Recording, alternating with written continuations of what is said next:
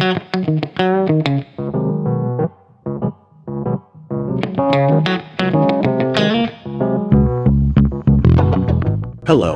and welcome back to English Unleashed for All. My name is Mark, and I'm really happy you're here with me today. If this is your first time listening, welcome. And if you're a regular listener, welcome back.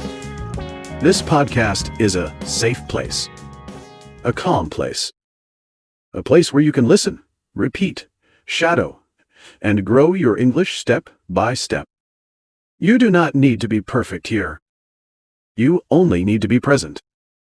Whether you are listening at home, on the bus, at work, or while walking outside, you are in the right place. Please subscribe, like, and share so we keep bringing new podcasts for learners across the globe. Today's episode is very special because we are talking about something that almost every English learner struggles with, even learners who can already speak English quite well. Today, we are talking about writing in English in the digital world. Emails, chats, messages, and social media. If you have ever felt confident speaking English, but suddenly confused or nervous when you have to write something in English, this episode is for you. So, take a deep breath, relax, and let's begin. Let me start with a very simple question. Can you speak English in a conversation? Maybe you can talk to coworkers. Maybe you can talk to friends. Maybe you can order food, ask questions, and explain simple ideas. But what happens when you open your email? What happens when you need to write a message at work? Or reply to a WhatsApp message? Or send a direct message on social media? If your mind suddenly feels empty, if you start thinking too much, if you delete and rewrite the same sentence again and again, you are not alone. This is one of the biggest challenges for English learners. You know English, but you don't know how to use English in writing.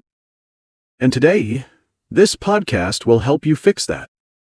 Let me tell you something important. You do not need difficult grammar. You do not need long sentences. You do not need advanced vocabulary. What you need are functional phrases. Simple phrases. Useful phrases. Ready-to-use phrases. Phrases that native speakers use every day in emails, chats, and online messages. By the end of this episode, you will stop guessing, and you will start communicating clearly, politely, and confidently. Today, we are talking about digital English. Not textbook English.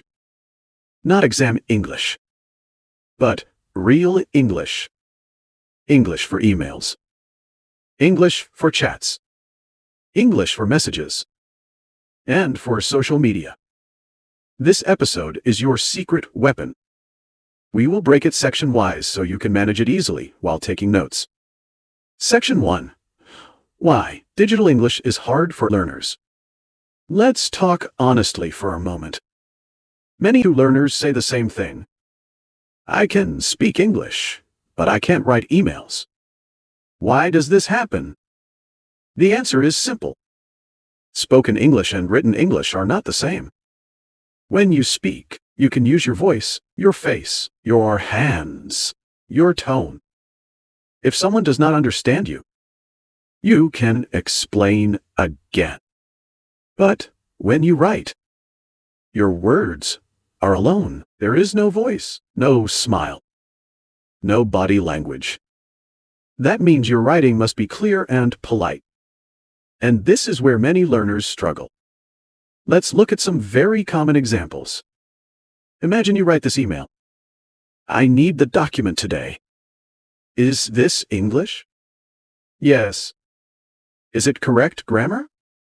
Yes. But how does it sound? It sounds cold. It sounds direct. It sounds a little rude. Native speakers usually do not write like this.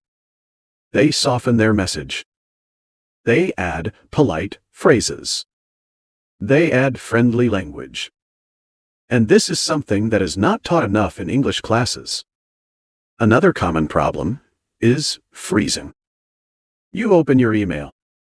You know what you want to say, but you don't know how to start. Your brain says, I know English, so why is this so hard? This happens because you learned grammar rules, but not communication patterns. Digital English is about patterns, and patterns are easy to learn. Here is something very important I want you to remember. You do not need perfect English. You need functional English. English that works. English that communicates. English that feels natural. That is our goal today.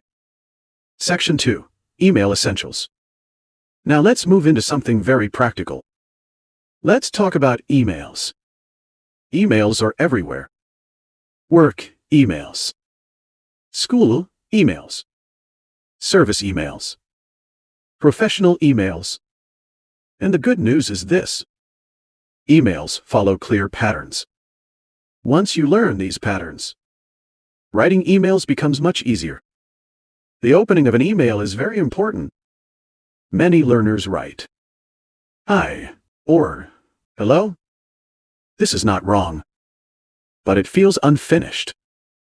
Native speakers usually add a friendly line. Here are some very common and safe opening lines. I hope this email finds you well.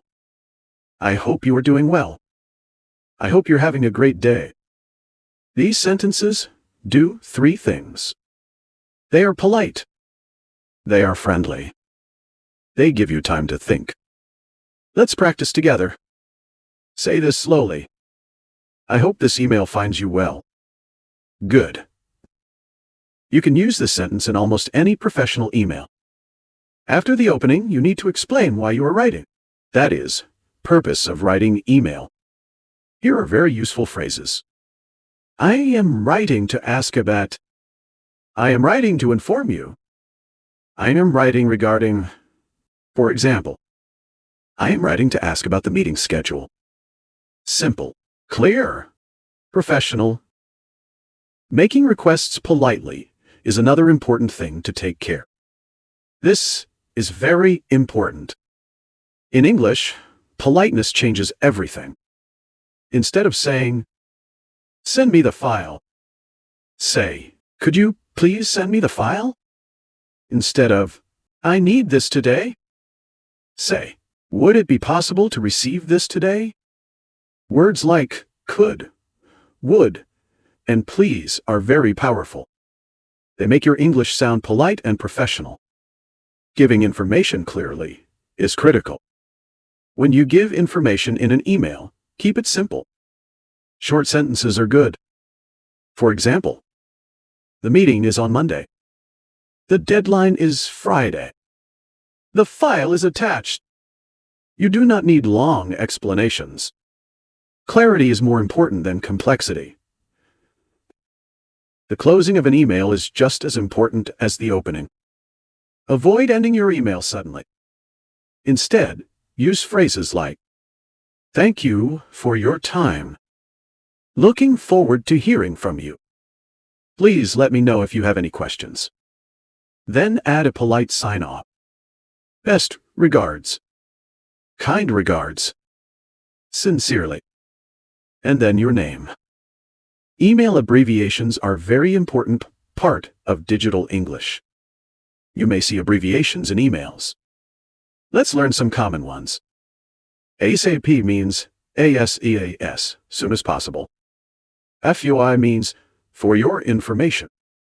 TBD means to be decided. These are very common in work emails. Section 3. Chat communication.